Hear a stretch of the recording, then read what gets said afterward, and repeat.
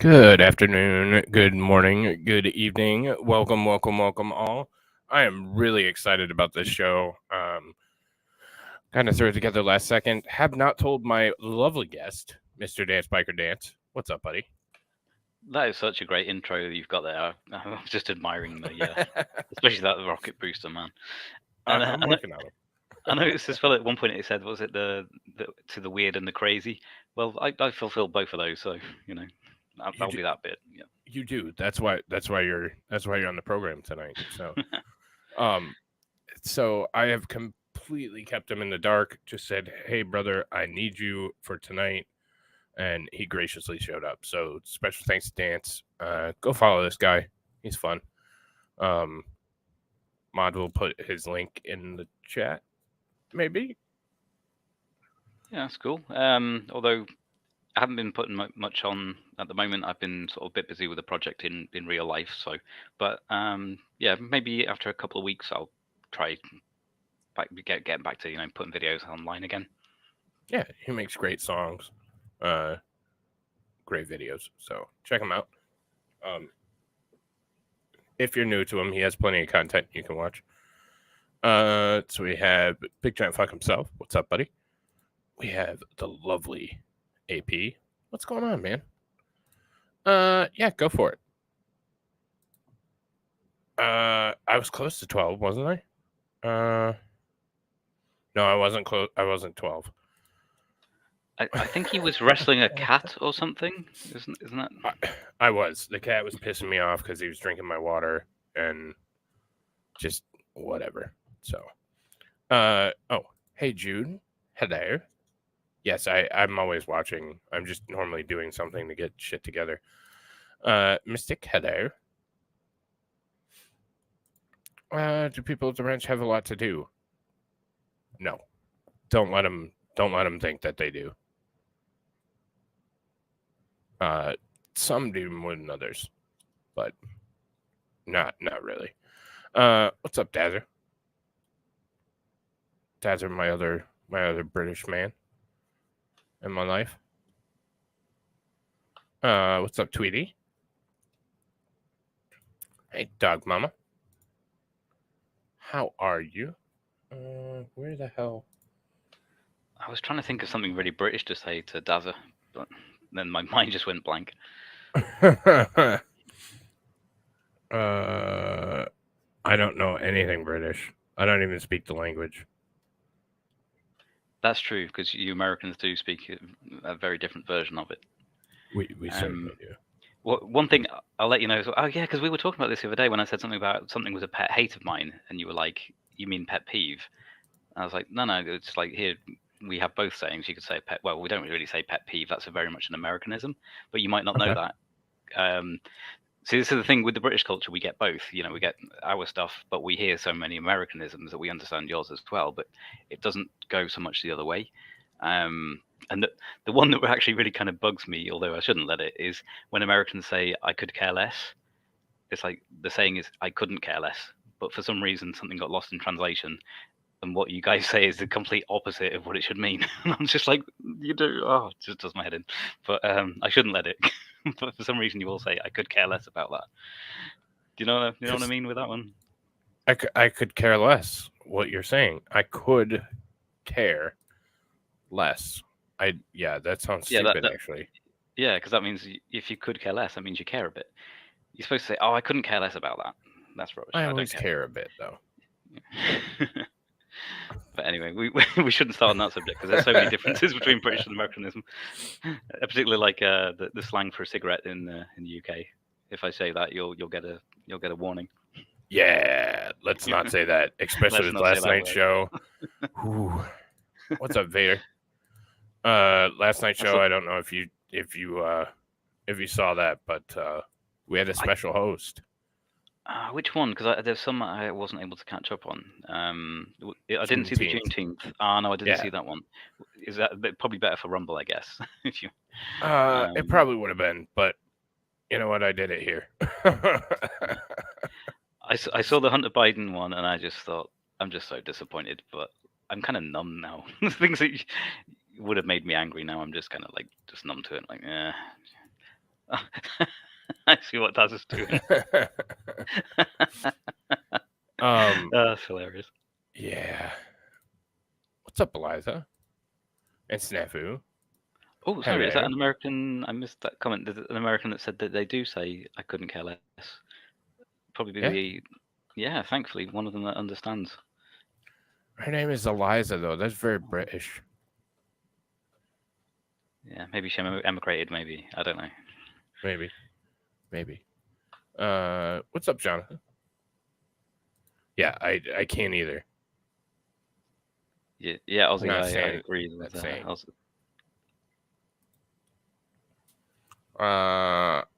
Okay. I think that's it. Hey, Dog Mama. I know you're here, but you're just listening. Type a message for me.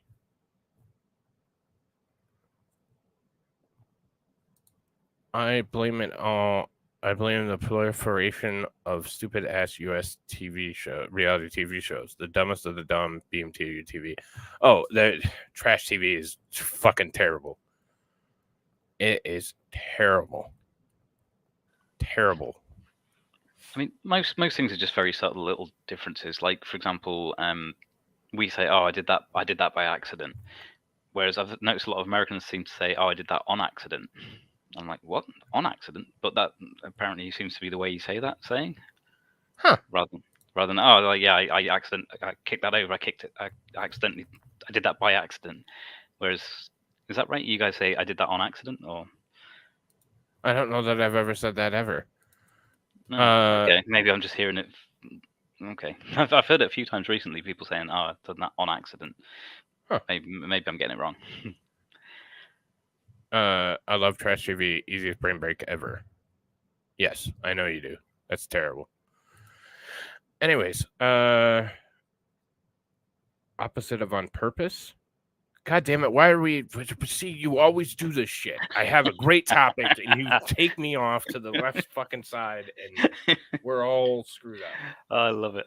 Now let's get into the subject then, because I don't even know what it is yet, but I've got a general guess. But yeah, let's crack on. Okay, so we're gonna walk through a couple things. We're gonna learn about magnetic field lines tonight. We're also going to look at an Antarctica thing. We're also going to look at some troop movement videos. And we're also going to look at some UFO sightings. And then we are going to put them all together in Genital Hospital. What the fuck, Jonathan? We're going to put them all together. See, I'm so easily distracted. I just need to turn off the fucking chat. Squirrel. Yes. Is Jonathan just putting random words together? I think so. Oh, I need a scroll emote for members. Damn it. All right, I'll work on that tonight. So then we're gonna look at some Antarctica from someone, and we're gonna piece them all together, and we're gonna find out if Sam was canceled and canceled.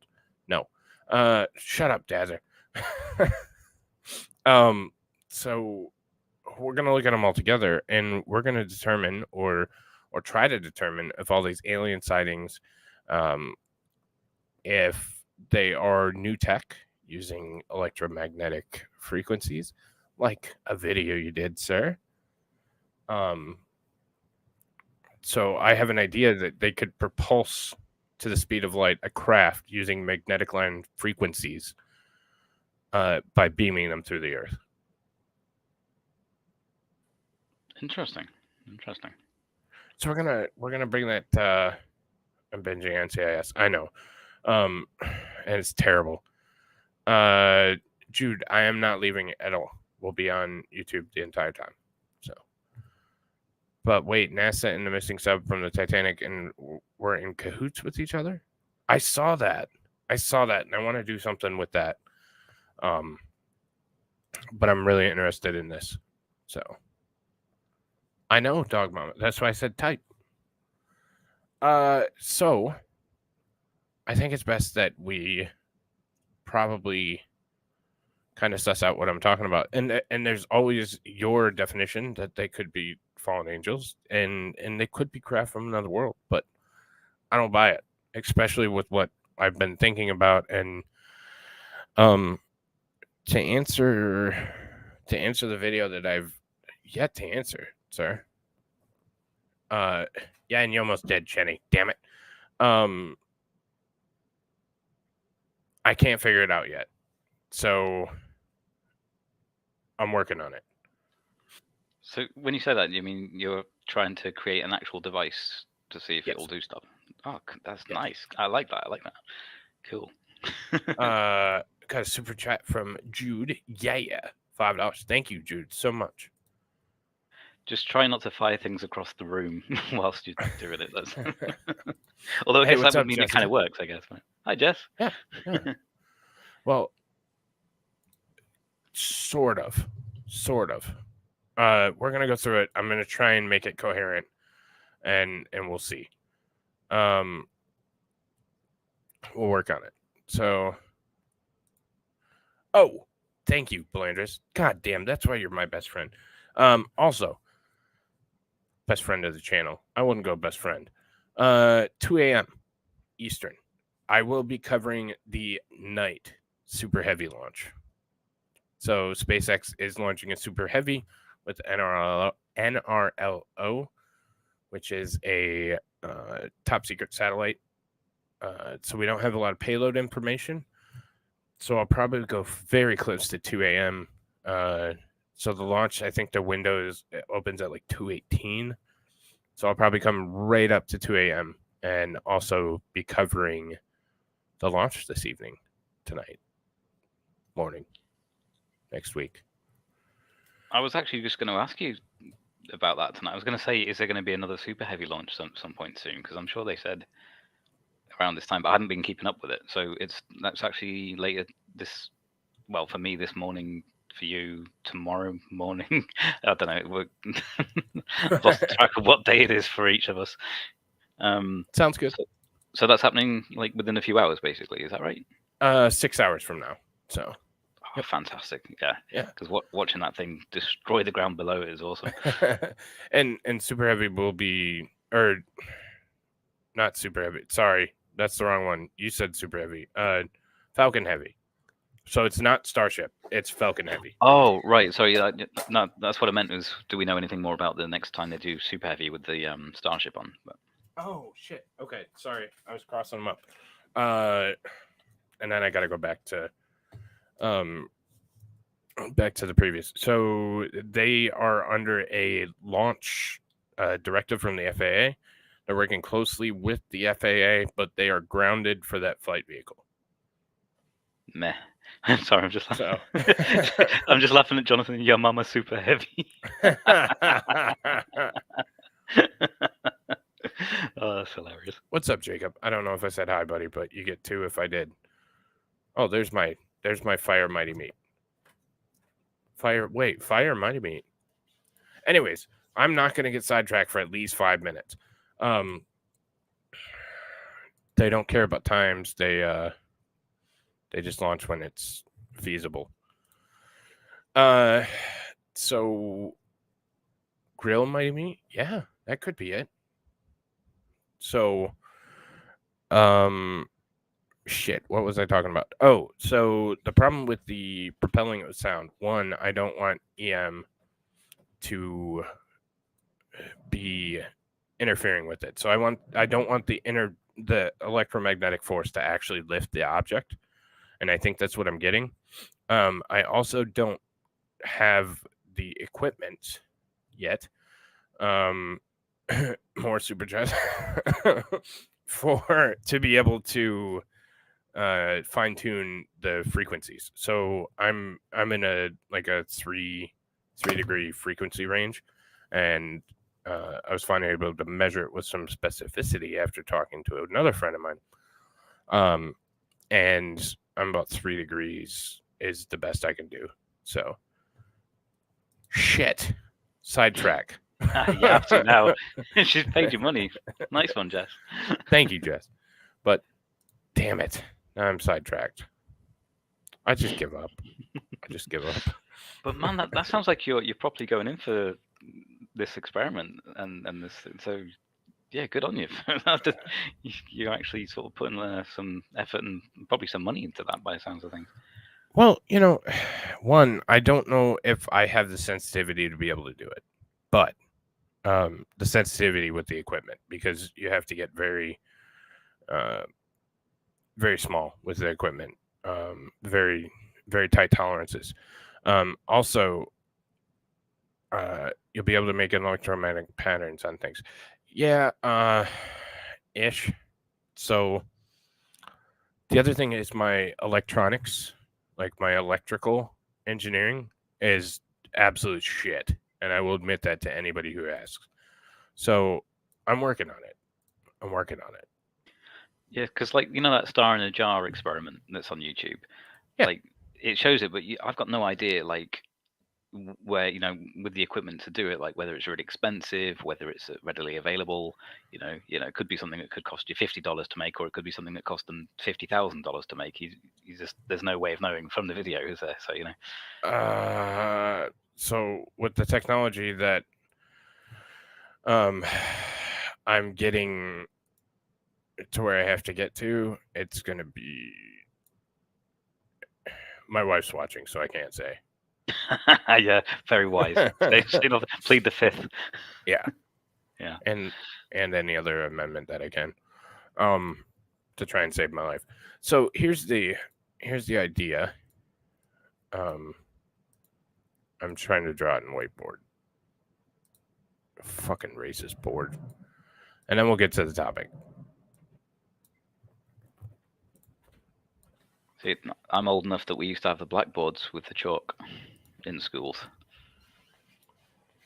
Whoa. Yeah, pretty old.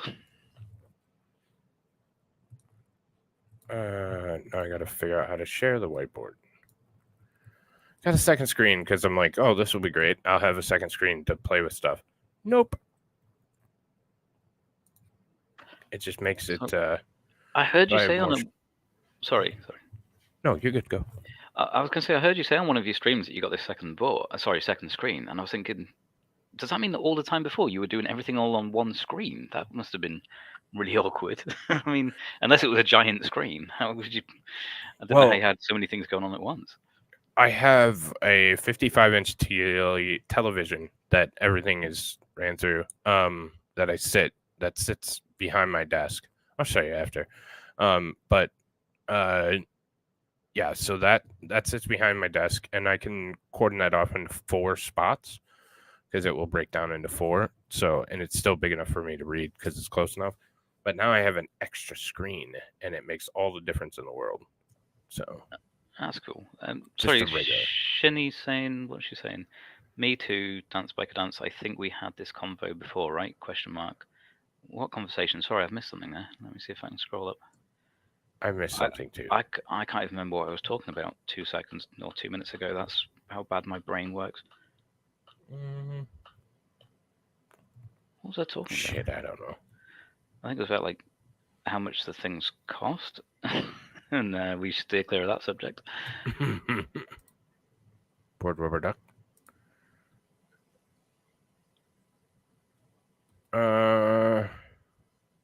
The old age chalkboards, not whiteboards. Oh, okay, the whiteboards. Ah, yeah. Because like now my kids' school, they've got like interactive whiteboards with projecting stuff on and all sorts of cool stuff nowadays. So this is a absolutely shit drawing, but this is what Dance Biker Dance challenged me to make. It's so bad that I love it. Specifically challenged me. He's like, I bet you can't make this. And I'm like, I can't turn down a challenge. So basically, this is a floor. So we have a surface. And he was thinking of it in the context of, I think your idea was a little bit different, right? Yeah, mine was these little compartments with like a rubber top and filled with a liquid, and also those little star in the jar type spheres. Gotcha. And as the frequency of the sound waves would make it expand, and then you would do the next compartment. So it would be like a little conveyor belt going along. You were looking at more, I think, of like a direct thing of lifting objects with the sound, I think. Yeah. So basically using, some speakers, finely tuned speakers, you put lanthanum, which is an element on the bottom of the cart, and then the sound waves could move it directionally across. So these would move not like that, but they would spin. So you would get directional sound waves, and you could propel a cart all the way down using directional sound waves. That's really cool. If I can work them in that way, that's awesome. So it's almost like spinning, but firing out the sound waves in this kind of spinning motion, I guess. Correct. Yeah. So you would convey this down the line, and there would be no contact, so there's no friction, there's no wear and tear. It just moves down the line. So, no, MS Paint hasn't devolved. I'm just shit at drawing things. I think you're using a more advanced version than me. I think I just used like literally the basic Microsoft Paint from I don't know, nearly 20 years ago. Oh, I know. I've seen it before. Yeah, you've seen my videos. So that's the basic thing that started this fucking rabbit hole that I now am in. So sound lev instead of a maglev, exactly. Because sound, we can play with the frequencies, and I thought it could be much more advantageous without the side effects, because magnetic levitation in a workplace like that could be, you could have radiation exposure that would cause issues. So, and it could probably wreck your phone, I guess, and your computer. Maybe. Yeah. I already have AutoCAD, but thank you. Yeah, if somebody wants to buy the equivalent of AutoCAD for me, like in Super Chat, so I can buy some more lanthanum, that would be fantastic. So, yeah, you guys are giving fucking directions right to your house. It's like, you should stop.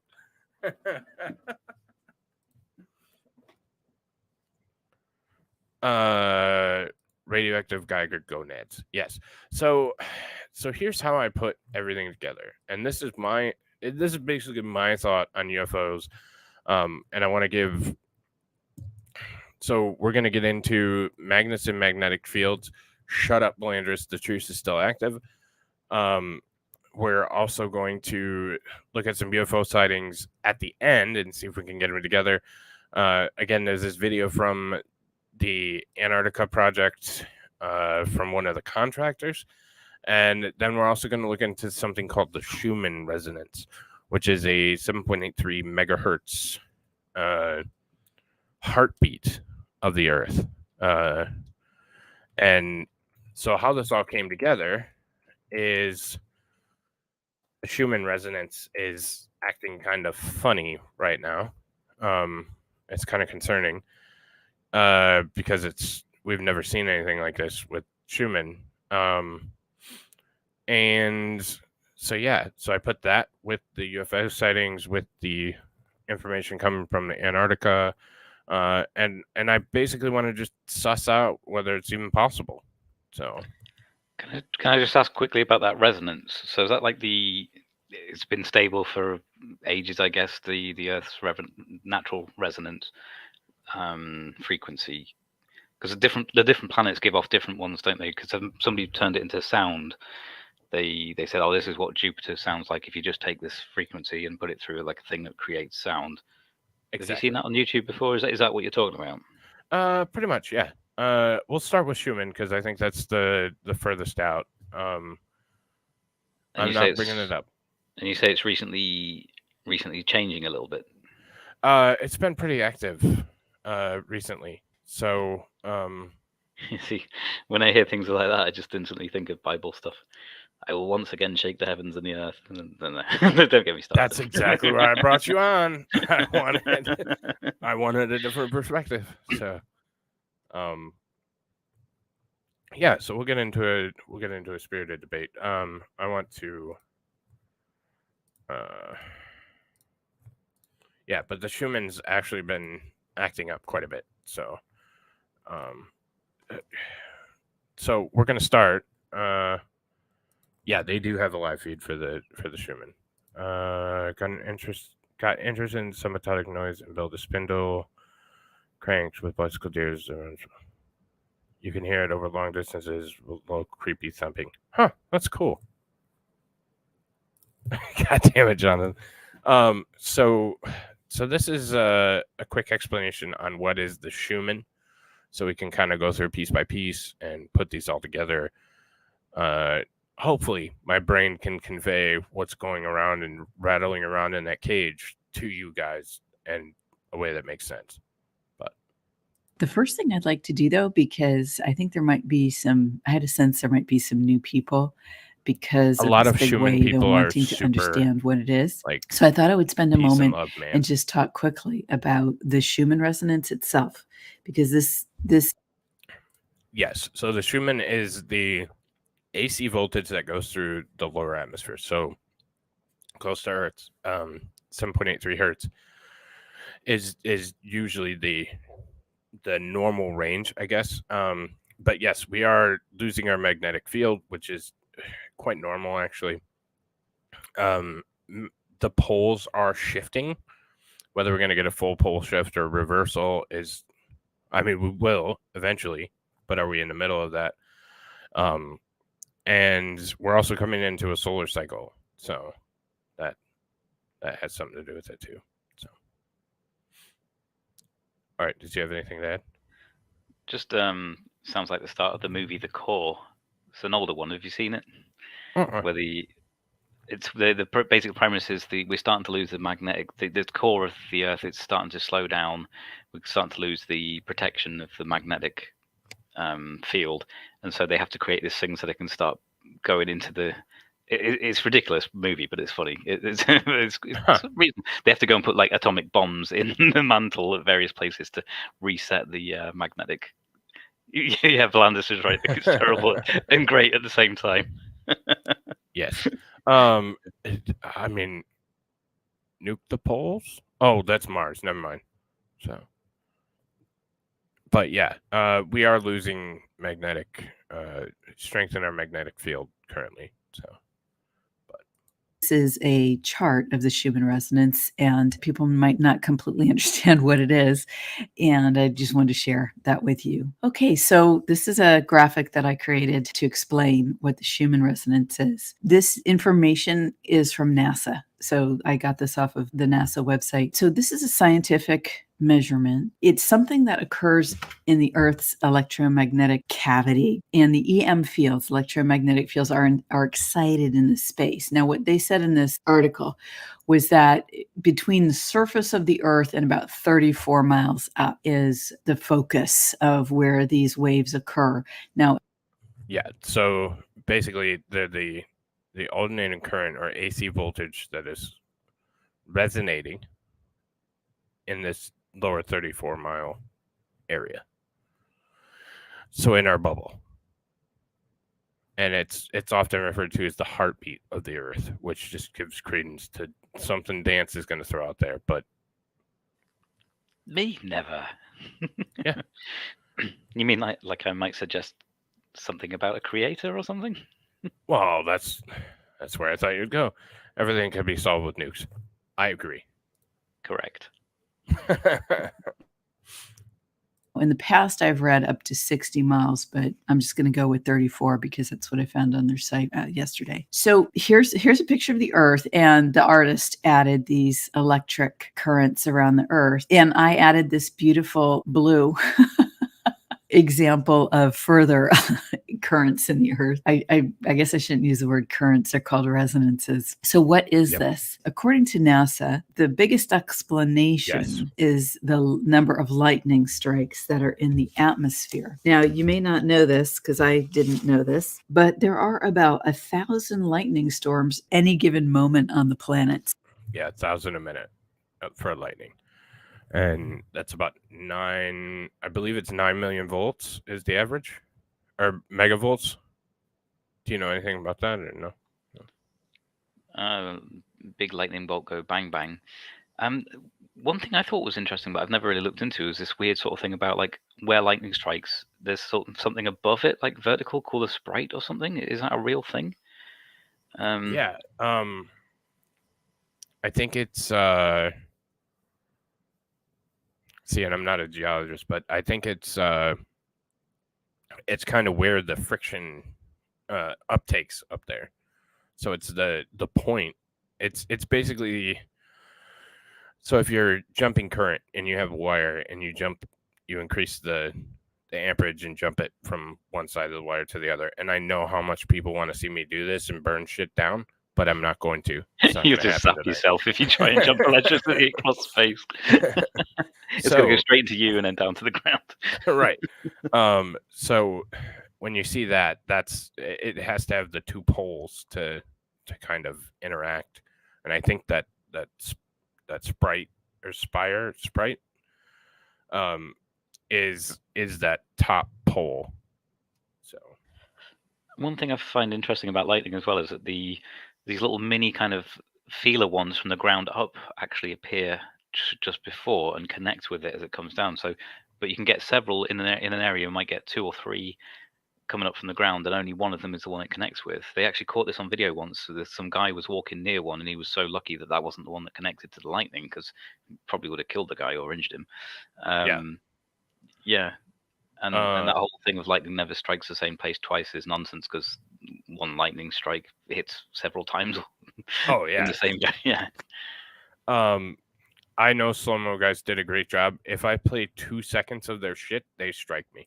So they're out. That's not worth the hassle. No, don't do it. Let me see if I can find a different one.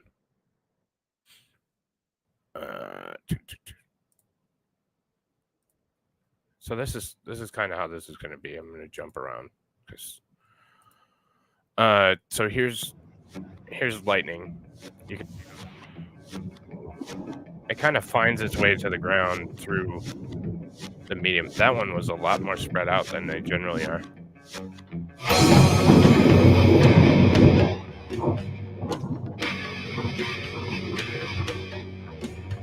Again, not showing really what we need. I don't want the music. So you could see it on that one, and I was too slow. But so there's the branching. The branching is crazy sometimes. There we go. So there's what you're talking about up here. So you get this high impulse. So it's actually coming from the ground. It comes up. Well, they meet each other, but looking at this is reminding me of a meme I forgot about. Oh, hang on, sorry. No, you're totally fine. Yeah, no, it was like a photograph of like lightning hitting the sea, and I think it splits. It hits about 5 different areas, and it was the meme was like, God be like, yeah, screw these 5 particular fish. I do. Yes, I do remember Missile Command. It was a good game. If we're talking about the same thing. So that's kind of what we're looking at in lightning. So I'm gonna excuse me. I'm gonna jump back to the other side now. So there is actually a lot of the electrical activity going on in the. Oh shit! And I was supposed to say something about 300 million volts is the typical. 300 million volts and about 30,000 amps. So it is about 9 million megavolts. Right? I'm going to trust you on the math. I'm not even mathing at this time in the morning. 1:30 in the morning. I'm not good at math. Nope. A lot of amps, a lot of volts. And it's the amps that's more dangerous usually, isn't it? You can be hit with a lot of volts, but if it's low amperage, you can be all right. But yeah, the amperage is the flow of the current. So if you run a very small amperage at a high voltage, you will. No, I meant to say 3 million. Fuck, you screwed me up. 9 million. Because it's 3 times 3 is 9. Oh, I think that's a joke about a group of people, is it? Oh, gotcha. Yeah, that's bad. they're being cheeky, or maybe not. I don't know. No, he definitely is, and now I should bring it up. Light rain. Yes, the pole is shifting and it is accelerating actually. So yeah, I find that kind of exciting. I don't know why. Maybe I shouldn't, but yeah, because isn't it coming sort of south? Was it southeast direction? Did it go about 40 kilometers the other year? I can't remember. I just know it was on the move. It's moving. I forget what the breakdown is, but it's moving pretty quick, and at some point it's going to just flip. Like at some point it accelerates to a point where it just flips. So I've seen. What the fuck? Yeah, but the thing is, Jonathan. I think the unknown question about that is if it flips or suddenly changes to a different area, does that mean that the Earth itself spins to meet that, or does the tectonic plates start breaking up and moving around to meet that? I'm not quite sure what happens. I don't I don't know an answer to that, and I don't know that they know an answer to that. This is something that we've never like we can see it in, I think it's 12,000 years is the typical cycle. And we've never, like, we have some information, but we have no clue. The projection is the North Pole will be somewhere in Kansas in the United States, so in this area. But again, that's a projection on nothing. So there's speculation, isn't it? They don't. Right. Yeah. So, but don't worry, what will happen is Apophis will come along in 2029 and come so close, and then knock it back to where it should be, and then it's all good. no, we're not fucking with Apophis today. That is completely. That's another video. Okay. What's I up, just like Pineapple? bringing that up. Hi, Kaiser. All right. Planet at any one time. These combine with other factors in the atmosphere to create extremely low frequencies. The US Navy calls these ELF waves, extremely low frequency waves, and that's another name actually for the Schumann resonances. These pardon me, these waves are measured in hertz, and that's what you'll see on the charts on the left side is the number of hertz. So there's a number of frequencies that are called the Schumann resonances. The data that I've referred to, I've seen it referred to as that there are 6, 7, and recently on Wikipedia they listed 8. So there's a number of these frequencies, and they range between 3, 4, 5, 6 to 50 to 60 hertz. I'm using that broad range because various articles and sources I've read say different things. So 7.83. The baseline is 7.83. Don't listen to this bitch. She's crazy. And when you said earlier, you said that, and I think you said gigahertz, I think. And all I could think of was Doc from what was it, Back to the Future? I could just Oh yeah. I forget the number he says in the movie because it's been so long since I've seen that movie, like 30 years or something. But what is it? Something point whatever gigawatts. He's always going on about it. Yeah. For the flux capacitor. Yeah.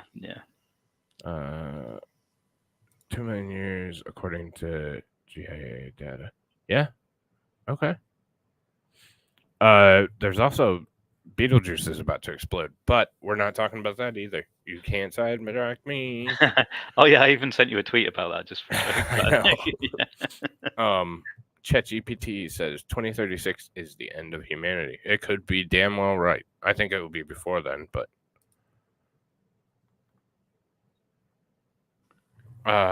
okay. So that's a kind of a breakdown of the Schumann. So the Schumann is our heartbeat. It is a frequency that is pretty consistent, pretty standard. So now we're going to learn, hopefully, I hope humanity ends in a year or two. Just me and Dan Spiker Dance left. Anyways, the end is nigh. Sorry, I was trying to use my stupid phone to say thanks AP for saying 1.21 gigawatts, and I think I nearly blocked somebody because it dropped my phone and grabbed the screen, and yeah, I'm sorry, that's why I was silent there for a minute. I'm just gonna leave that alone because I'll just break it. You can just say words like cut me off. I don't care. So I always feel bad doing that. Don't ever feel bad. Did you see that Canada accidentally let slip an unclassified memo for the Ministry of Defense about cross-national UAP reverse engineering programs actually existing? That's part of why we're having this. And I know that you kind of just got here, but I did notice that Kaiser tweeted something about it. but I didn't have my sound on. Didn't have my sound on at the time, so I couldn't hear what the guy was saying. But he was a legit dude. I think he was military dude or something, talking about something. Yeah. So this is my kind of reverse engineering it, and I think there's some validity to it, and I'm trying to get other people's opinion. $10 says this guy goes trans within the next 5 years. I like Professor Dave. He's a pretty cool guy. And he's also a lumberjack as well in his spare time, by the looks of that shirt. Yeah, I mean, he's definitely gay, but so are you, so we don't have a problem with you, right? Yeah, of course. Well, it's my month, isn't it? Yeah. Pride Month.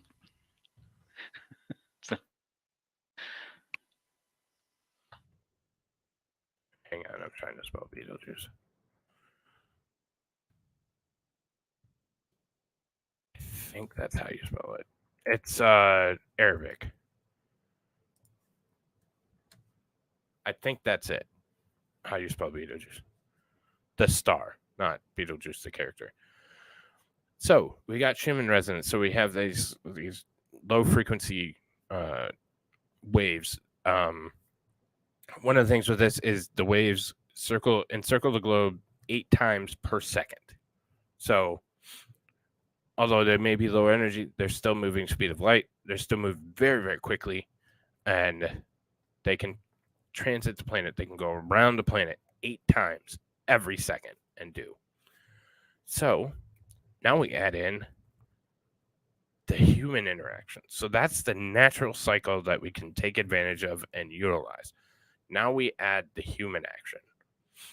So this is exploiting the magnetic fields is what we're going to try and do with the thought experiment. And then we'll talk about how we do. So this is about magnetic fields, the Earth's magnetic fields. So Professor Dave here. I want to tell you about magnets.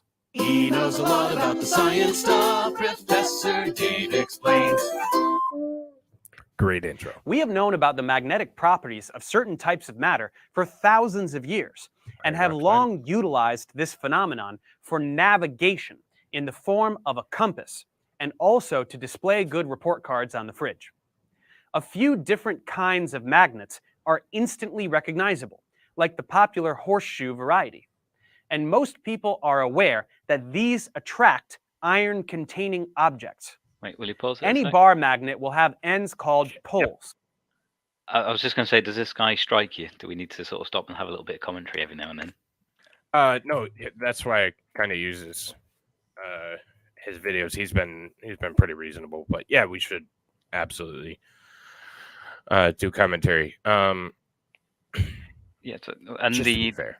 The magnet example he didn't give as well is the one where Mighty Meat nearly burns down his house, but at the same time he runs an electrical current around the wire coiled around the nail, I think it was. Yeah, and it was still magnetic. Days later, it was still magnetic, so he did a pretty good job of magnetizing that nail. I did. But thanks, Tweety. So yeah, it was very magnetic, but yeah, there was also fire. It's in a video. Go watch. One will be the North Pole and one will be the South Pole, which were named as such because of the way a suspended bar magnet will orient with respect to the cardinal directions. This is how a compass works. It's just a magnetic needle that always points north. Like poles repel and opposite poles attract, just like electric charges. The difference is that opposite charges can be isolated, whereas no matter how many times you cut a magnet in half, it will always contain both poles. To fully understand the properties of matter that allow for magnetic behavior, some would say they're bipolar. So terrible science jokes. Also, the North Pole is moving with that pole shift, so they actually account for this in GPS and flights, that kind of thing, by changing the magnetic north with the compass. So. I was going to say that don't the modern stuff, does it not go more on your longitude and latitude, so it wouldn't really matter as much? Or do they have to actually adjust, like you say, electronically where the magnetic north is? I know they calibrate it. I know they're not as reliant on it, but it is important to know where you're at. So calibration is important with your magnetic north. So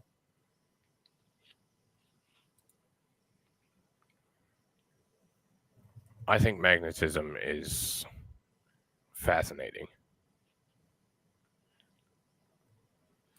How do magnets work? I'm trying to bait Blandris. It's not working. He's gone. Must understand the electron configurations of the atoms in the magnet, and we must therefore learn some chemistry. If you're interested, you can check out my general chemistry series for more atomic knowledge than you can shake a stick at.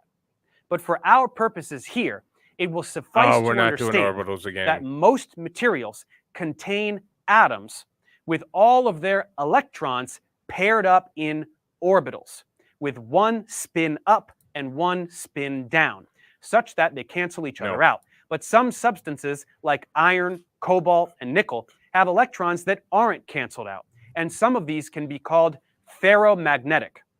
In these materials, the atoms will adopt an orientation such that all of their net spins are aligned in parallel fashion.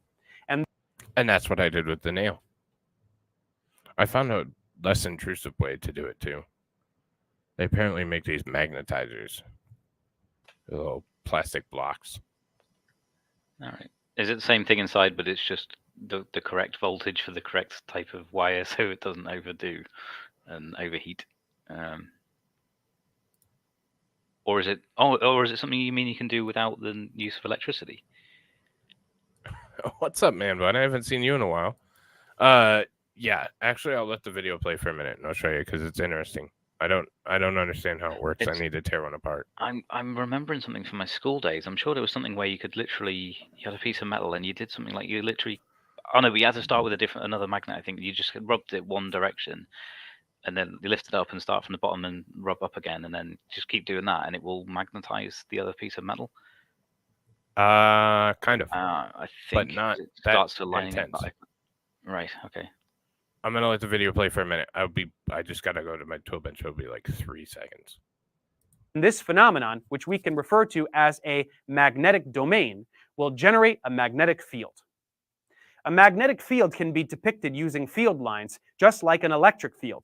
And though they will appear to begin at the north pole of the magnet and end at the south pole, they have no true ends. They are closed loops that continue through the magnet itself. In this way, Earth itself is a giant bar magnet, with the magnetic North Pole about 1,500 kilometers from the geographic North Pole, and the magnetic South Pole about the same distance from the geographic South Pole. The geographic poles mark Earth's axis of rotation, but the magnetic... Okay, this is the part that's important.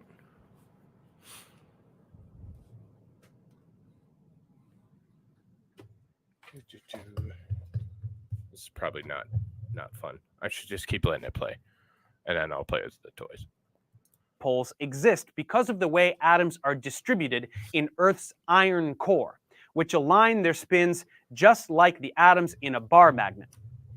The magnetic poles actually change their position slightly over thousands of years as material in the core changes position. There is so much magnetized material in the Earth's core that the magnetic field generated is absolutely immense, stretching far out into space. This field interacts with high-energy charged particles that race... And actually, that's what we needed.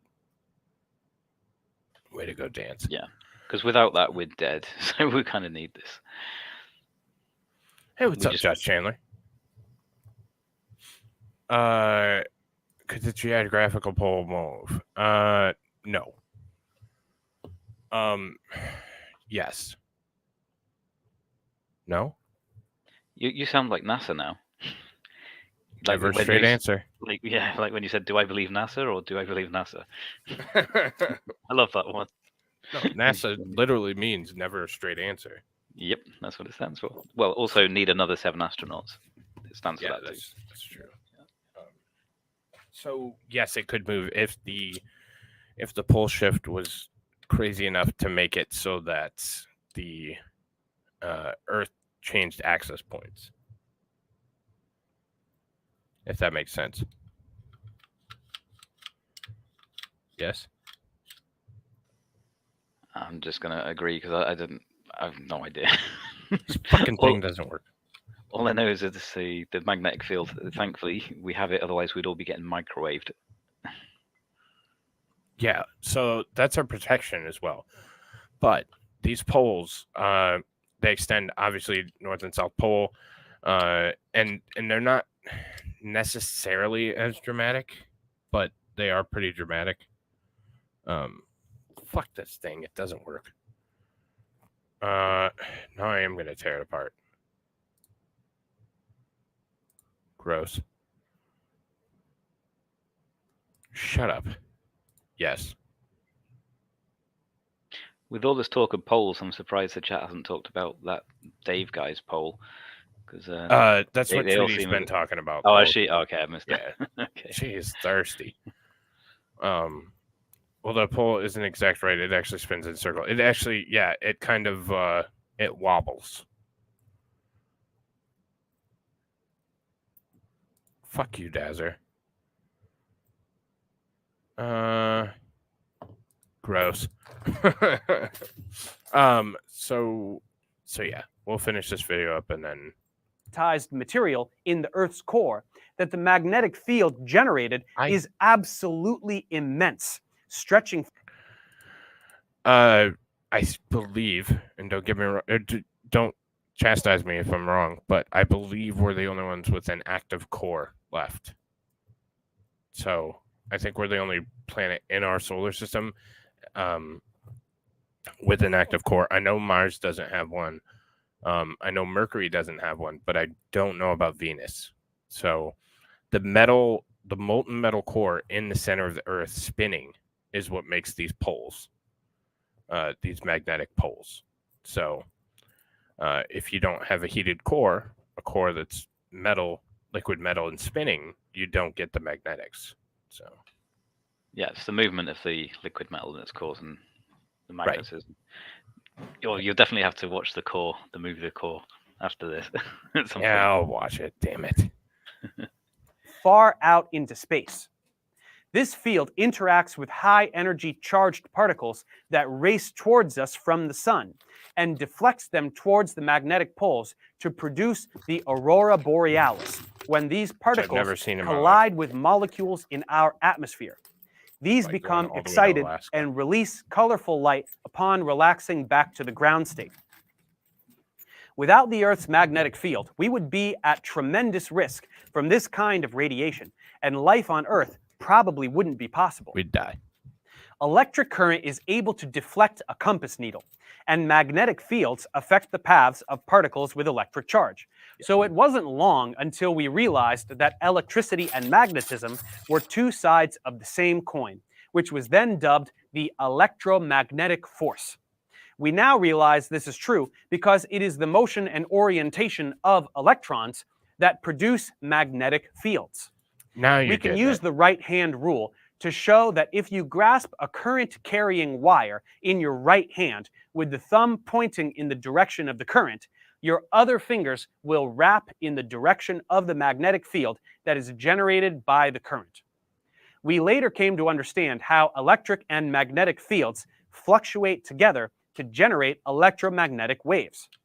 This was the first time two seemingly separate forces were unified, but it wasn't the last. We have been able to unify most of the fundamental forces through our study of modern physics, and one of the primary objectives of physics today is unifying all of them into one grand unified field theory, a so-called theory of everything. Fuck. Everything we have discussed in this classical physics course was discovered between the 17th and 19th centuries, and at the turn of the 20th century, things got a lot weirder, thanks to Einstein and some of his pals. We learned that things can be both particles and waves, that time flows at different rates for different observers, and that space itself is curved around massive objects. So if you feel like you've sufficiently mastered the concepts presented in this series, I'll see you in the modern Dance, talk for 5 seconds. 5, 4, 3, 2, 1. Did I do good? I believe I fulfilled his obligation. Let me have a quick look at the chat. I'm not sure what Mikey's doing. Probably gone to get something very dangerous to show us. Let's have a look. Don't you dare show me your poll. You guys are funny. What's Dog Mama saying here? Oh no, Light Rain, sorry. Sorry, I'm just amusing myself reading the chats. I don't think I can actually bring them up on screen though. Let me try. Best filler ever. Well, no, apparently this Dave guy's got the best filler for you. Well, Dave's got bigger filler than you. Yeah, well, of course. Not almost everybody has, you know. It's a curse of being British. Exactly. Yeah, so it's a small one. It's how it works. Yeah. Okay, so we're gonna recreate the fire thing. I thought you were off to get something dangerous. I knew it. I called it. Don't say that too loud. Okay, no, I mean everything perfectly safe and good experiment going to go on. Educational and informative. Absolutely. Okay, so oh my god, I hear my wife. My wife's coming down. I hear her. So yeah, so Mikey was just telling me how he was going to spend $10,000 on oh, hang on. Oh, shh, she's coming. She's coming. She's coming. She's in this chat. Okay, so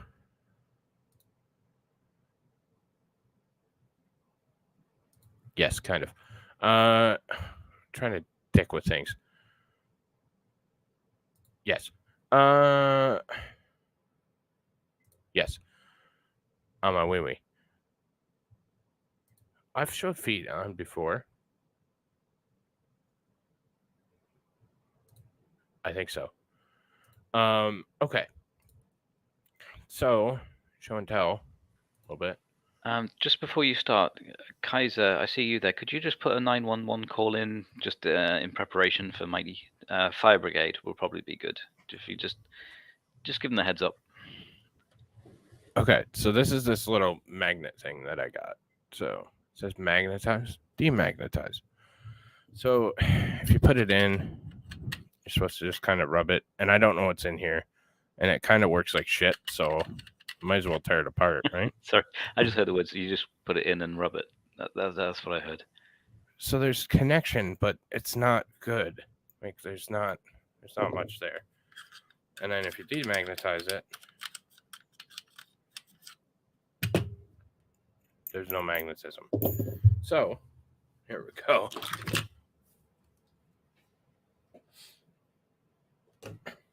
We bring our old friend Wire. Oh no, it was going so well. This is your fault, Dance. Everything's my fault. That's a good thing. You can blame anything on me. Mm-hmm. My wife does. Shit. She's a smart woman. Man? Sorry, I don't want to misappropriate.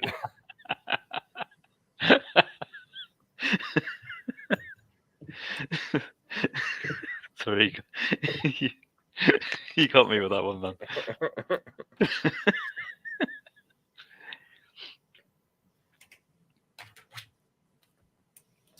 Okay, so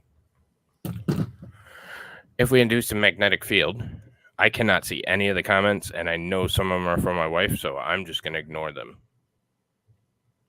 So I think she's telling you to rub it up.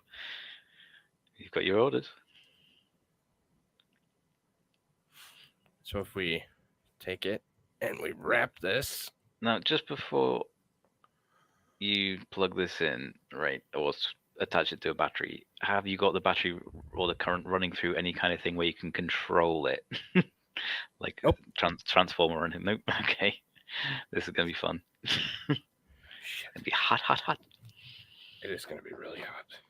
I should grab welding gloves, but I'm not going to.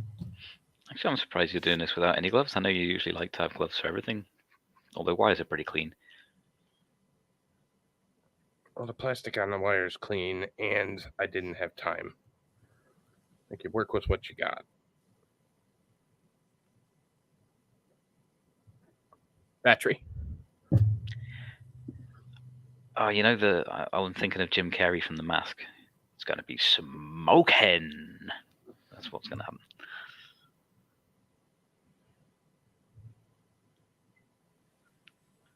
Warning.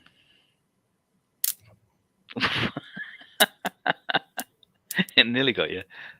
I immediately see smoke. Oh, it's hot.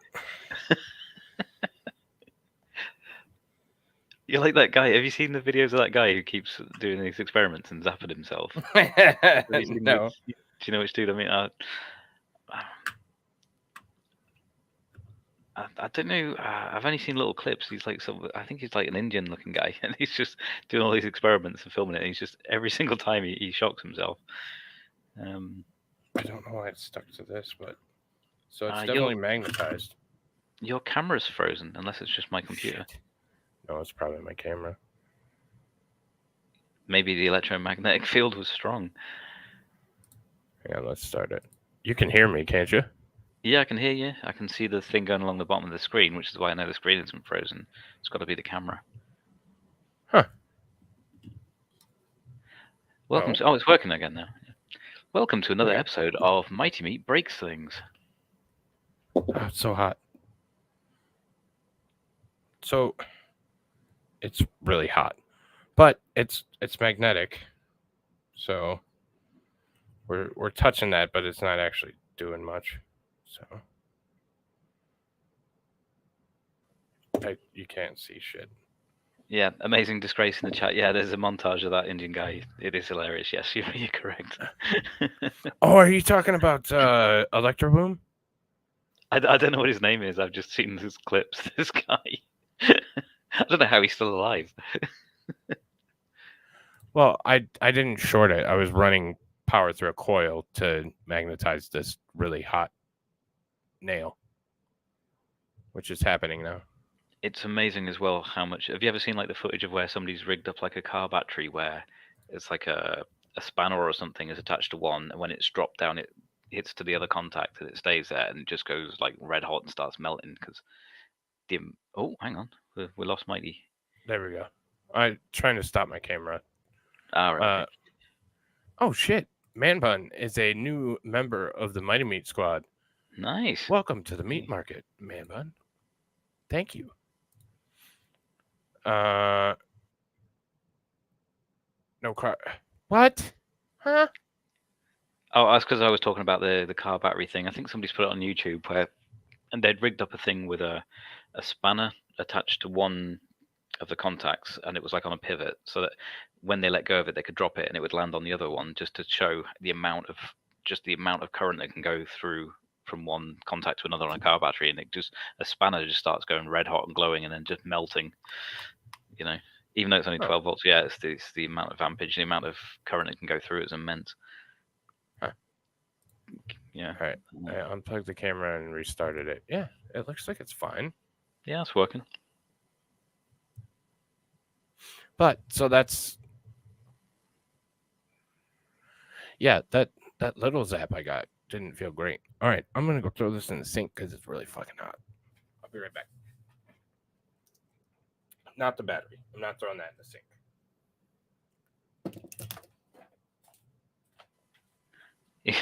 He's covering. He's probably sticking his hand under the cold water because he's probably burned himself. Mighty magic fingers, yes, Bobby.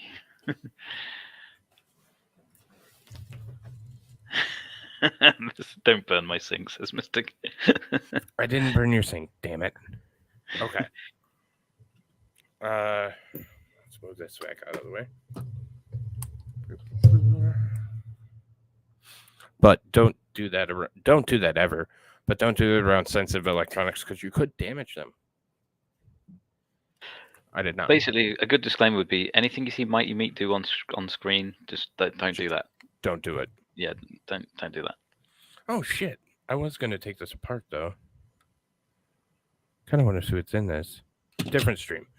Damn. Yeah, AP, you should have filmed that. So now we have magnetism. We have the magnetic poles. No, my camera is legitimately fine. That's why I did that. I was just sitting here.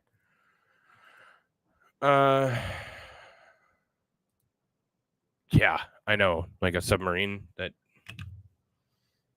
stupid asses. Now this thing is fucking magnetic, though.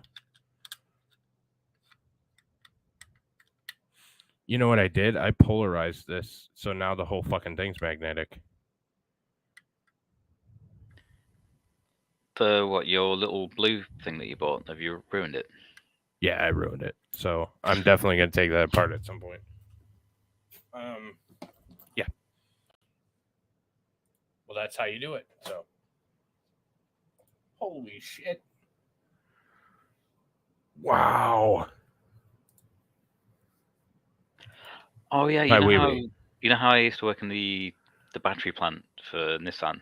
And we were Yeah, making the yeah. batteries for the Leaf, right? So at the end line, when I was working on the area called Pack, where you're putting all the modules together, wiring them all up and stuff, there was this. There was the guy working on this other station. It was kind of like a bit of a barrier almost in between us, but I just saw this blue flash where he touched Oh the my things God. together accidentally. Yeah, this is why we had to wear 3 pairs of gloves, right? So we had like these like sort of little cotton type liners, then the rubber gloves, the yellow rubber gloves that were like up to whatever grade they were, and then you put sort of work gloves on top to protect them. Those things really do save your life, because if that had got him, you know, and he didn't have the protection on, he'd have been dead. Right. It was a Right. pretty serious place to work. In fact, I might go for the camera. I'm just going to go for 2 minutes. I might see if I can find the gloves. Yeah. See if No I can worries. find- Yeah, I'm gonna hit some chats real quick. Cool. Where was that? Wait a minute. They connected that sub to a Logitech controller. Yeah. If you look at the pictures, it is like a cheap ass controller with these weird 3D printed finger things. I don't get it. Yes, Earth magnetic. So now we're there. So aliens, not quite. We're getting there. Nothing like zapping yourself, doing things in a hurry, not using the second wrench properly. Yes, always disconnect the battery when you're working on a car. That's pretty much what it. People just like to see shit on fire and me fail. It did magnetize the nail, but it's really fucking hot, and it reoriented my magnet thing. No. Yes. What?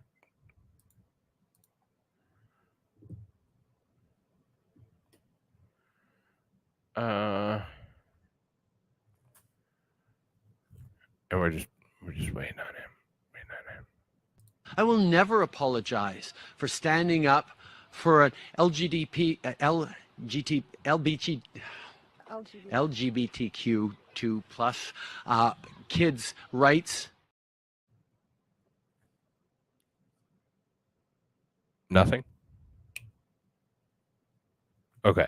I think he's actually going to be 2 minutes. I think 2 minutes in Great Britain or Europe, Germany, South Africa, wherever the hell he's from, actually means 2 minutes. Hiya, I'm back. Oh, you're good. Yeah, in fact, let me just see.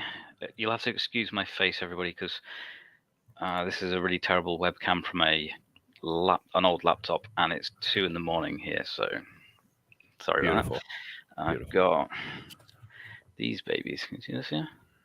Oh, they're like rubber. Yeah, these had to be, because of what we were dealing with. Basically, if you touch the wrong bit, it would kill you. So, wow. We'd have like these little white gloves on, and then you'd put this on like this.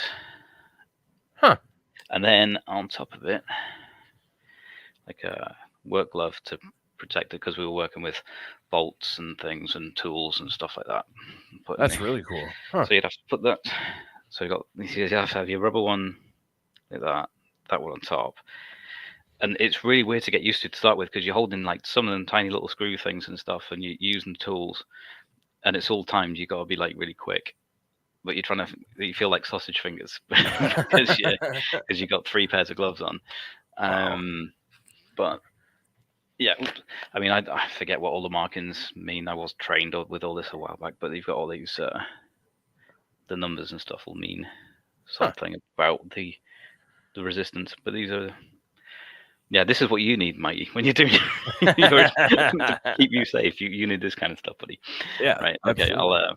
I'll stop cam now. I need heavy rubbers. Yeah. Oh, Sean's over on locals. See, I can't weld on camera because people would throw a fit because I weld in sandals and shorts with no helmet. Do you not have to jump around when the little sparks and bits land on your feet? Do you know? Yeah. Well, if I wear boots, they get stuck in my fucking boot, and then I'm burning my feet, and I hate it. So I just eliminated them. Oh, it reminds me of. I'm sure I saw some footage of American soldier in it was either Iraq or Afghanistan, like firing out of a vehicle, and then one of the shells just happens to land sort of like down his back of his neck or something. And he's like jumping around, going, damn it, it's hot, because it's red hot, aren't they? So, damn, unlucky. Yeah, that I would go crazy too. Whatever. Midwesterner? That's weird. Wear pants over the boot. No. So okay. So here is the third part of the information I'm trying to portray. So this is the third part that kind of came in, and it made sense and it added up. So not exactly, but you'll listen to some of the stuff he said, and it's like, oh shit, I could probably use that to manipulate. So this is an actual contractor that was stationed in Antarctica. It's about 2 minutes long, and you'll hear what he has to say. So, learn from this unique experience needs to be shared with the entire world. The technology at the South Pole Station certainly can do what it is presented as its primary purposes, and unfortunately, much more.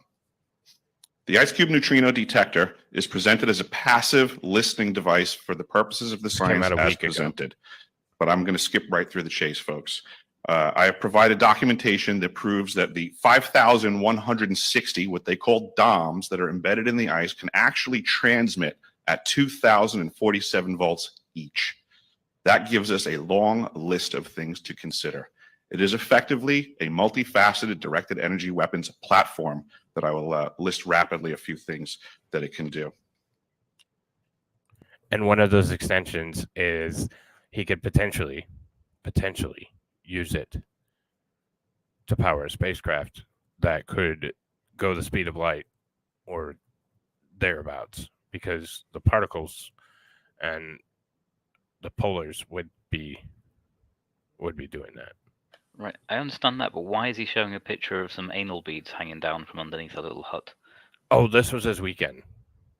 Because he gave documents to the government, so he got fucked in the ass.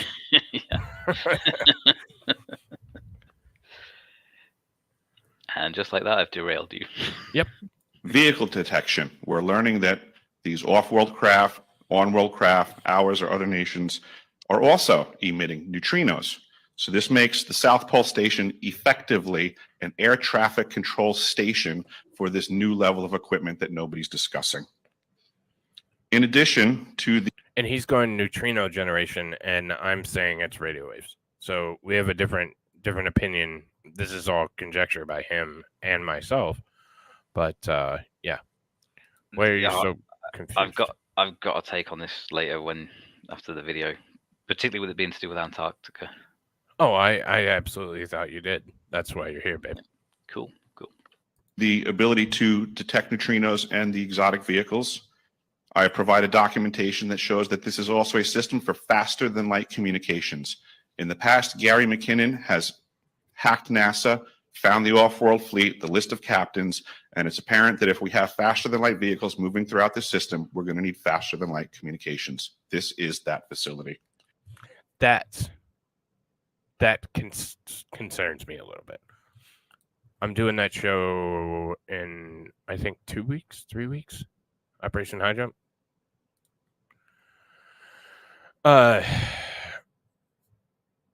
That's what concerns me. The off-world craft and the list of interstellar captains and all that shit. I don't know that my understanding or idea using the radio waves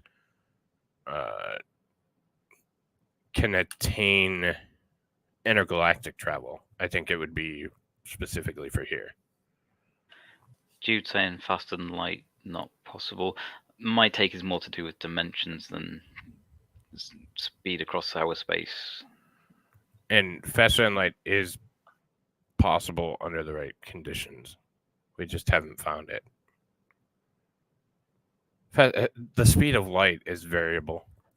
So yeah, it depending on does what vary goes to. slightly. Yeah, it's not the constant that the textbooks tell you it is. Right. So it's constant enough to teach your kids in fucking school, but it's not constant if we're actually scientifically measuring something. Bobby's correct, by the way, with his most recent thing. That is a concerning, Very concerning turn for sure. Absolutely. So yeah. Do you have, yeah. I was going to say, I may as well just add this tiny little bit now. But one thing that I noticed a few years ago, which for me is the big tell about all this, is that all these people seem to be all these sort of high up people, or I say high up, terrible people mostly, all were going to visit Antarctica, and it made me think something's up there. Why? Like John Kerry, I think, went to visit, and the Pope's gone to visit, and all these people. Yeah. And I'm thinking something shady is going on. Something shady. Now I've got an opinion on what that might be. I might be wrong, but I'll share that later. But it just seems very secretive and very shady. It's not good people going there, in my opinion. But yeah, I'll let you roll the video. I mean, exactly. No, I know what you think. You think that the Nazis actually went there to hide out and for the Fourth Reich or Fifth Reich, whatever they're on. No, Hitler's that wasn't on a beach chair underneath the hollow earth. Like I get it. And could be. But, no, I was going to say nothing to do with Nazis, by the way. No, I'm just making fun of yeah, that. I guess it could be that. Was that one of the theories? Is that where they hid them all in Antarctica? Yeah. Okay, I've not heard that one. That's quite cool. The gays aren't even from this planet, I guess. No, they are. So anyways, it's concerning that we hate each other so much and we can't get along, and we can't get along in space. We can't get along on Earth. We can't get along anywhere. But quantum physics is magic, by the way. But we all have a binding treaty for the use of Antarctica. Like, that doesn't make sense to me. We hate each other. And if there's a huge landmass that's usable land down there, why in the hell has somebody not went to get it? Hell, we can't even let a territory. You look at Ukraine and Russia. Like, there's territorial disputes all the time. I think there's something secret there that they want to keep secret. That's my opinion. I think so too, but I think it's that putting anal beans in the ground and telling a festival like that is not human. So that's what I'm saying. It has to be something that's so impactful, so powerful, so crazy that it's worth the peace and stability of the earth to protect. Like fallen angels sharing their Jesus technology. No, well, yeah. Jesus Christ. You know, I'm gonna have no, not him. He doesn't come back for a little while yet. Oh, okay. Now I'm gonna let you have your due at the end. I know. I'm just itching to get to it, but yeah. I mean, you already know what my opinion's going to be before I give it, I suppose. But yeah. Yeah, we got like 50 seconds left in this video. Unfortunately, I have other bad news. The season that I was there, 2010 to 2011, we converted from construction to operations and maintenance in both the elevated station and the detector array. Yes, Unfortunately, when they first fired it up, potentially. that was when we had the earthquakes in Christchurch, New Zealand. There was 2 incidental shots before they were able to target it correctly. This is an earthquake generating device as well. This is the weapons of war that we have to deal with now and what Raytheon's hiding. There's an ELF system at the South Pole Station that when I arrived, I was told it was off, dismantled, and completely defunct. In my work, I will rapidly just tell you, I had to figure out the circuitry for certain other repairs, and I found that this system is in fact completely energized, up and running, and being... Okay, I want to address this comment when it came in. Hundreds of people work normal jobs, have gone to Antarctica. My buddy said it's cold and rather boring. No awesome stories, just ice camp and duties. So it's just like anywhere else. Let's take, for example, the atomic bomb. The atomic bomb was built in Oak Ridge, Tennessee, and in I can't remember, Los Alamos, New Mexico. Both places are the most. I've been personally to both places within the last 3 years. Both places are incredibly unassuming. You wouldn't know that they're there, and they were building one of the most powerful weapons on the entire planet, with people traversing it all the time. So there are technologies and different things that are going on in cities in the United States and around the world, like a certain virus in a country that has a fucking trillion people. Is the word I can never say it right. Decompartmentalized. Yes. Is that right? Because I was wanting to address that same comment when it came up, but you sort of got in there and you've done a pretty good job of saying what I was sort of thinking as well. But I was going to say as well that, yeah, okay, so people work there doing their decompartmentalized bit or whatever, but that's not necessarily the bit that the people like John Kerry or whatever are being shown. They might be also being shown that, and then also being taken to the secretive part and being shown the bit that the normal workers don't see. I think it's a bit of an assumption to think that just because people work there, that there's nothing else going on there. Right. You know? Right. Yeah. They were going to intervene with aliens, apparently. They could. It's also got a huge no-go zone. And travel's not possible. So it's not possible to get to certain areas. Yeah, some of the old Disney cartoons are really racist, but we're not talking about that. Aren't supposed to know sliding in and out of other verses.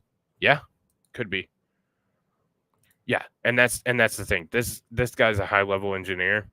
He gives his whole credits and credibility in a different one. I've also seen some of the documents that he's provided. Yes, nothing we say here is for advice. We're for jokes and entertainment only. So he's a higher level individual that would have access, and I've seen some of the documents. So that's the end of that video. One more, and then you get to... Is he still alive? He is still alive, but this just happened 8 days ago. So. Oh, okay. Still time for him to die. In Minecraft. So here's some UFO sightings. I was gonna go to one specifically, UAP, because we paid $12 million, or I referenced it in my show. I don't remember. We paid a lot of fucking money for them to change UAP from aerial phenomena to anomalous phenomena. So you didn't see that one, did you? The NASA alien press conference?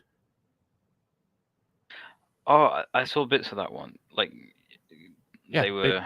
Because I think I commented saying I think that they're starting to get people's mind prepped for some kind of disclosure at some point. Oh, but absolutely. I think it'll be a deceptive one. I don't think it'll be exactly as the way they paint it.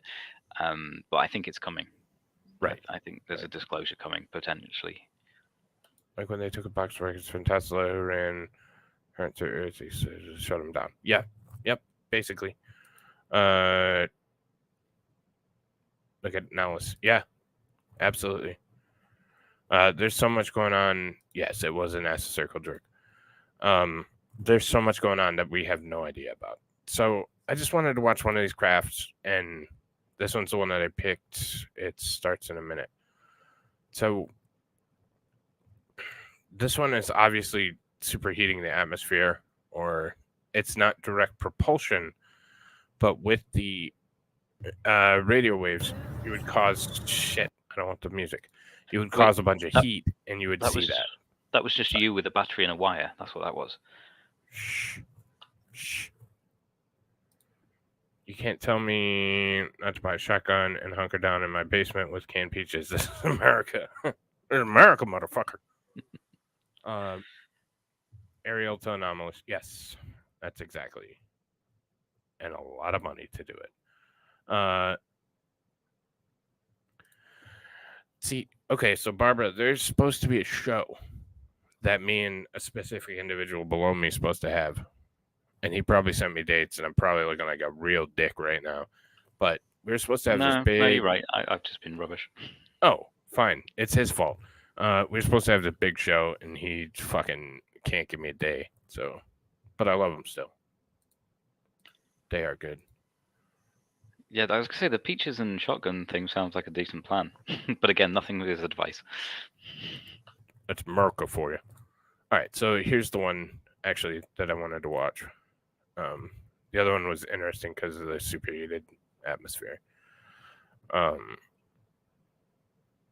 So you can see that they're kind of clustered, and they're kind of on that.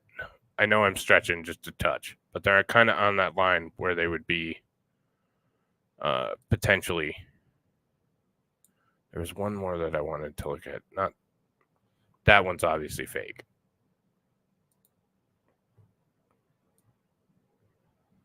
But it's right around this area. The movements. So there's the movement. So we're on that field line, very straight lines.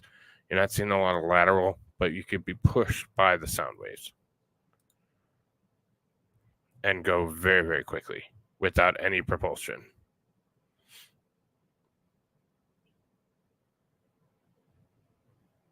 And we're seeing those little pockets, those heat pockets, which would be superheated air from around the craft. So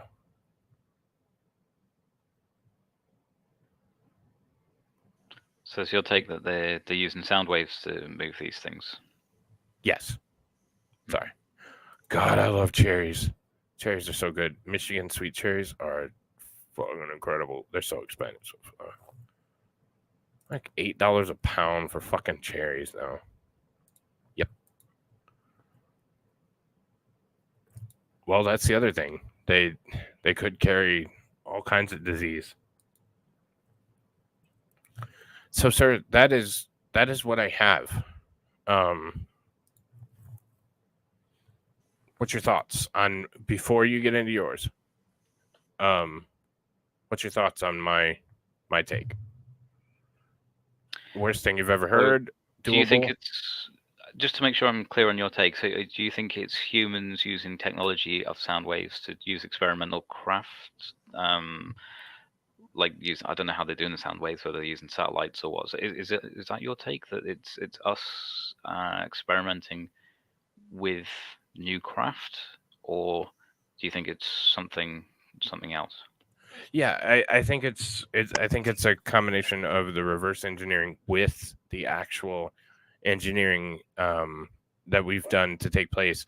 I think that they're beaming it from these ice cores in Antarctica, and they can beam a sound wave, kind of shock wave, to a specific material that they then can propel at very fast speeds across the sky without any noticeable propulsion. Interesting. So basically the Antarctica thing would be kind of like the powerhouse where they direct the beam or what have you. Correct. To propel the vehicle thing, and that's where that way, like you say, it has no propulsion of its own. Yes. Yep. Yep. Yeah, I can see that being feasible. We know that there's always secretive programs going on because we know in retrospect when they are undisclosed, like the Blackbird plane, for example. Mhm. So there's always going to be something secretive going on. No. Yeah. Sorry. Reading chat. Yeah, that's what it is. That's where the debate comes in and the speculation comes in as to what it actually is. You know, is it us? Is like you say, is it us reverse engineering some stuff we found? Is it us creating new technologies ourselves? Mhm. Is it something from different dimensions intersecting or passing on information and getting us to make things? There's lots of possibilities. That's the way I see it. Mhm. Yeah. Yeah. And although I'm going to have my own biased kind of one that I lean towards, I'm not going to just sort of discount any of the other ones that are feasible. No, and that's I'm trying to put out reasonable information for my hypothesis. So, but do sound wave allow quick travel in space? No, this would be domestic. That's why I said I don't think that it would work in the alien sense. It would only work here on Earth. So I'm One separating. thing that wouldn't make sense with this though is, well, it depends if these videos are to be believed. Apparently, there's some videos of these type craft going down into water as well and below water, which wouldn't work if it was, in my opinion, if it was the sound wave thing. That would have to be more like a different dimensional thing. But again, I don't know if those, if anybody's saying that those are genuine or not, whether these craft actually go into water and out of water and things like that. Have you heard about that? So yeah, and my rebuttal is kind of with Bobby's thing here. If you put sound waves through a medium, essentially our atmosphere is a fluid because there's so much pressure, so there wouldn't be much difference, and you could propel it through a fluid that would be a liquid, such as an ocean. Oh yeah. But I mean, would it have to change the frequency and all that kind of stuff to accommodate that? But I suppose that maybe they could do that. I don't know. Well, Yeah, I suppose it's possible. Yeah. That's kind of what I'm trying to suss out. Is if depending on the material, I think you could accelerate it using the material, and the medium wouldn't matter. And maybe that takes you into the space perspective. You could theoretically use sound to propel it through space because you would have a beam of wave if you could have enough power. Pixar didn't happen.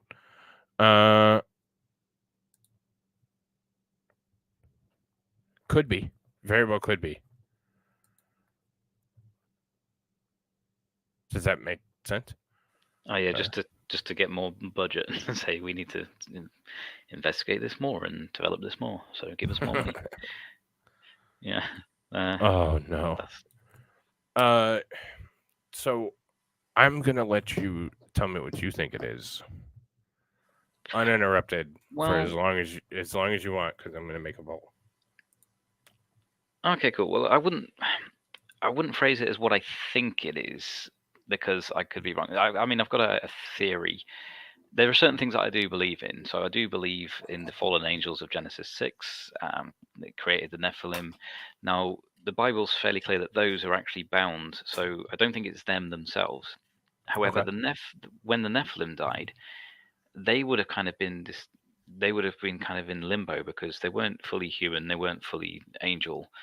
So they might be the unclean spirits that Jesus encountered.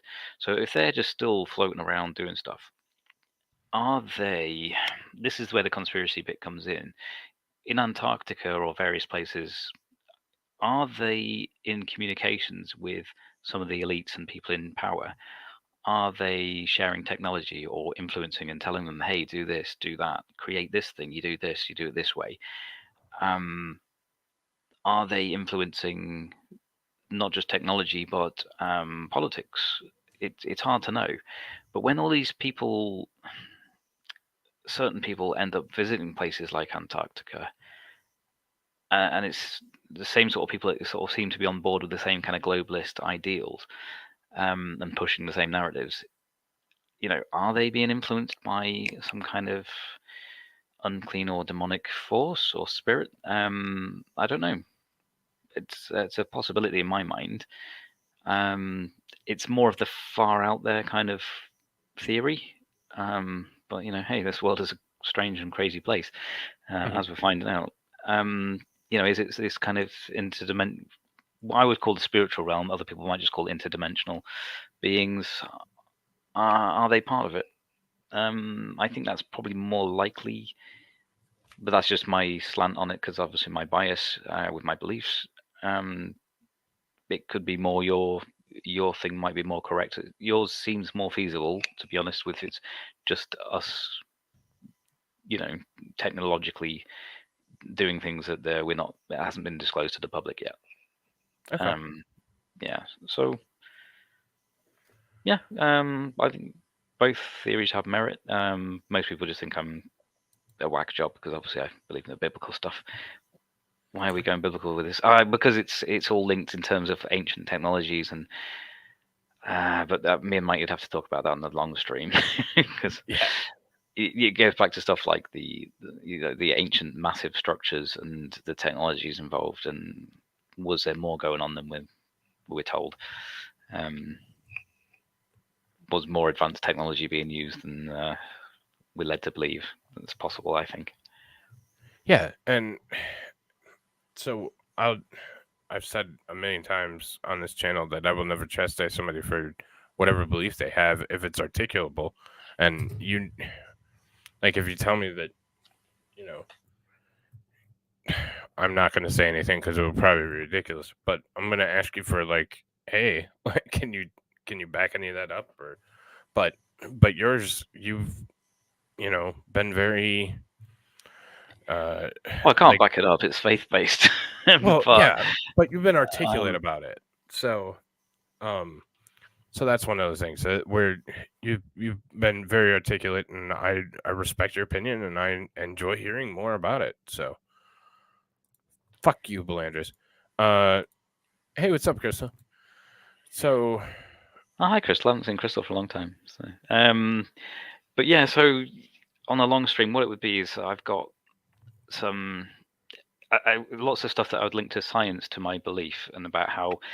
I mean, just to give it a brief thing, for example, I believe that all of our dating of things from about 4,500 years on, from about 4,500 years ago, before, I think that's all totally inaccurate, wildly inaccurate, and there's various reasons. I think that the atmosphere was completely different pre-flood, and yes, I do believe in a global flood.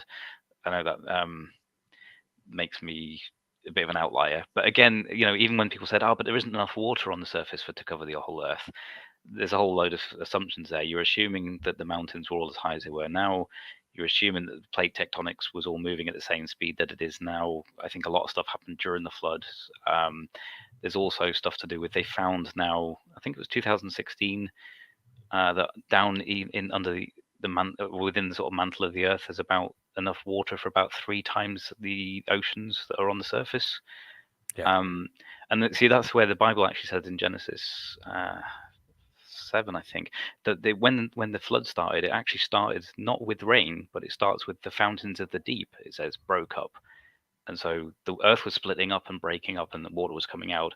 And I believe it went from kind of Pangea to what we have now in a very short space of time, violently during the flood.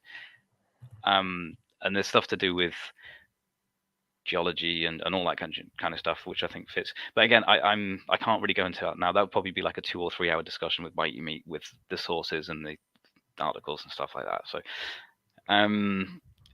there's even stuff to do with the physics side of things, about how I think that things can appear light years away but actually not be that old, and all that kind of stuff. So I try and look at it from a scientific perspective. It's not all just, I just believe it just because the Bible says so.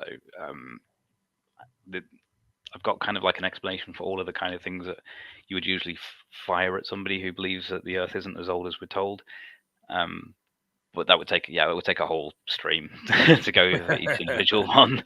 And of course, Mikey Meat would have his rebuttals for each thing, or challenge me on stuff, and that would be great. And there would be some stuff I'd just have to say, I don't know, because obviously I don't have all the answers. Of course I don't. I'm a human.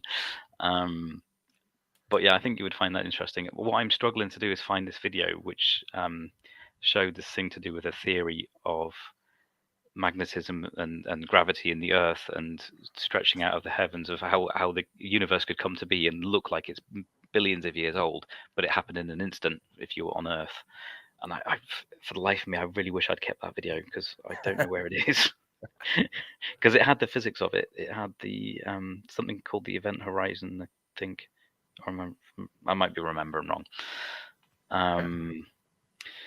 But yeah, what was I going to say?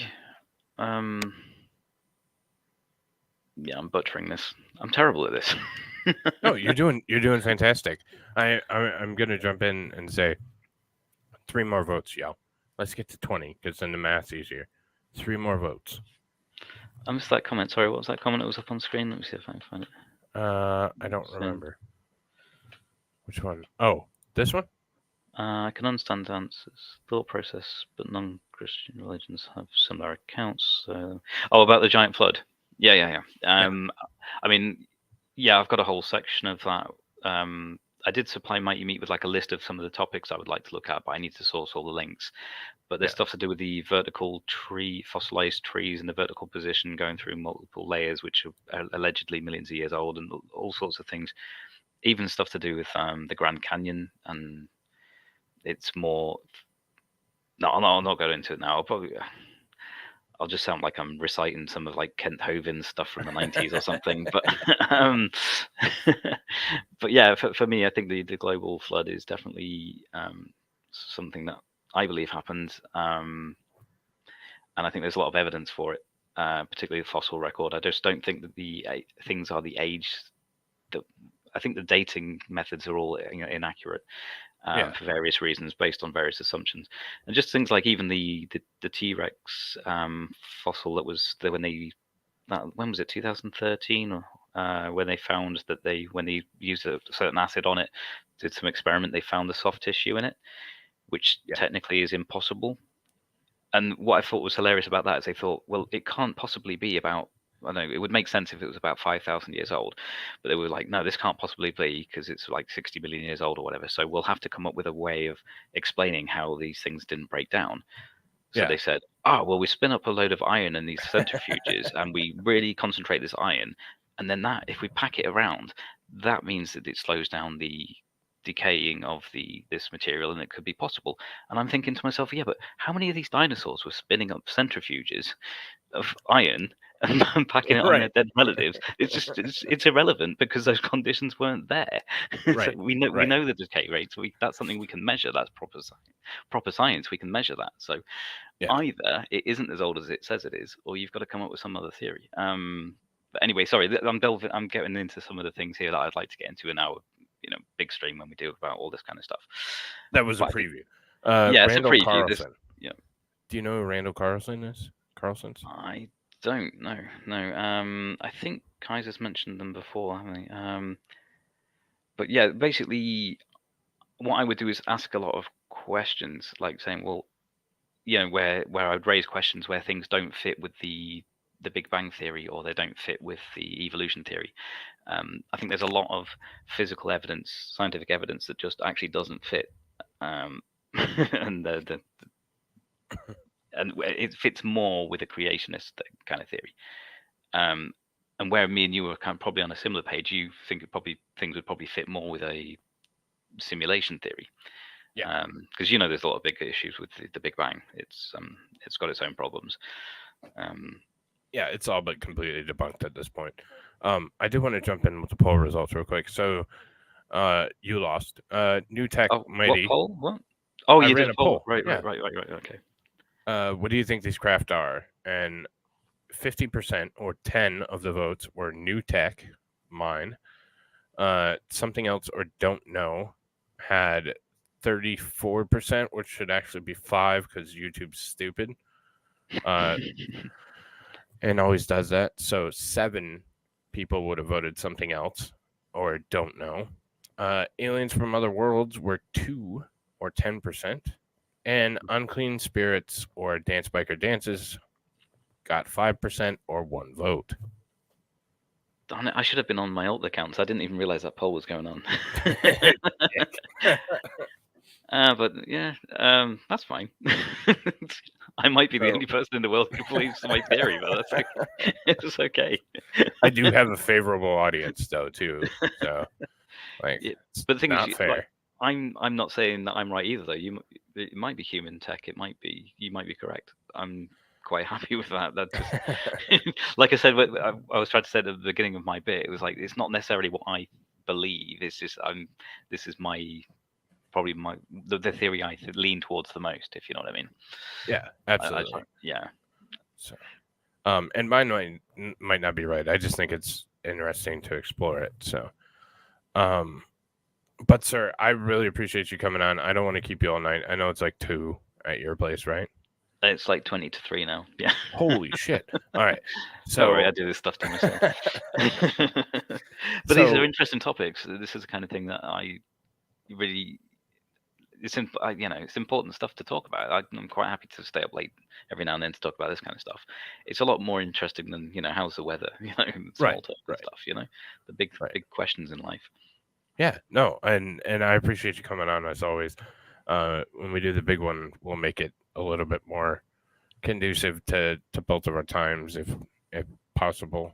Or I'll stay up till 3, like I am tonight, covering the launch. That kind of thing. So, all right, but I am going to call it here because I'm going to be streaming again in 4 hours. 4 hours, 3 hours, 3.5 hours, 3 hours, and somewhere. And I'll be getting up for work in something similar. So, yeah. Well, if you want to catch stream, I'll be there. But yeah, thank you so much for stopping by, buddy. I really appreciate it. Thank you as always to my chat. You're awesome. Love you guys. So streaming in 4 hours. Is there a super late SpaceX launch? 2 a.m. Eastern. There is a Falcon Heavy taking an NRLO top secret satellite. Night launches with Falcon Heavy are incredible. And when you say secret satellite, what we now know from those images is that it's just a massive anal bead. That's what they're taking up there. Yes, but we can't talk about it because then NRLO will be really pissed. So, I want to say thank you to you for having me on, because I really do appreciate you. Sorry that you let me come on and chat about these things, because it's a really interesting subject. No, I think you're a great guest, man. I love having you on. I really do. So, all right. Well, I am going to play this lovely outro music made by Brian S. You all have a wonderful evening, and sub to Dance Biker Dance. His link's right there. All right, y'all. You have a great night. We'll talk to you soon.